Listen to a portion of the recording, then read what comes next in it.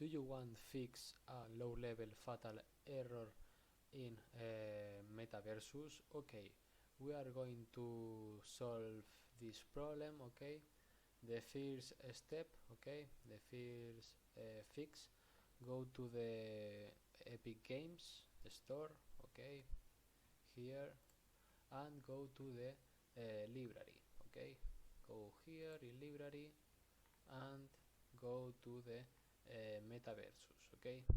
Here in MetaVersus you go to the 3 points, okay, and go to the option manage, okay, go in manage, and in verify files go to the button verify, okay, and here you verifying, okay, the files of MetaVersus, okay. The second fix, okay, go go here, and the point exe, okay,